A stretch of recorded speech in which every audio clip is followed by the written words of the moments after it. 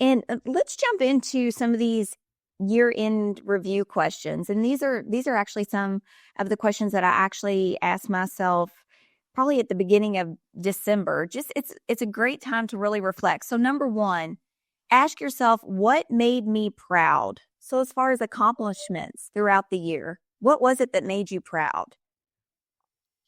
Well, when I think back about last year, and this is a good thing because when you're looking towards the future, you always want to look back at where you've been and what you can learn from, right? I love sometimes you win, sometimes you learn. And one of our big wins this past year was an acquisition. I mean, a major life goal of ours would be to, partner up with some of our accompanying businesses and move them and get them over these big hurdles and get them to these milestones of their career.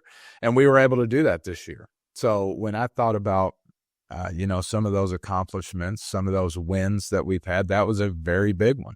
That was a huge win, a huge win.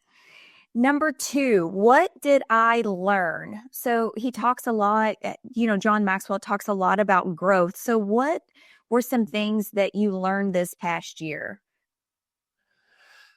Well, this is kind of one of those things again that sometimes you win, sometimes you learn. And that's another way of replacing the word lose, right? And one of the things we did this year were really try to focus and expand our focus of our business.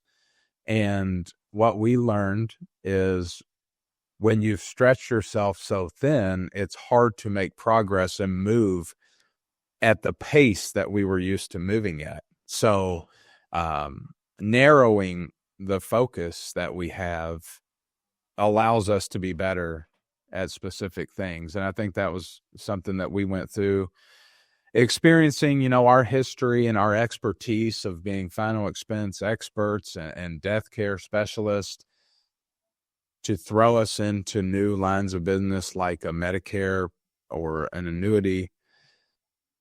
We have a lot to learn. And, that was one thing that kind of slowed us down this past year.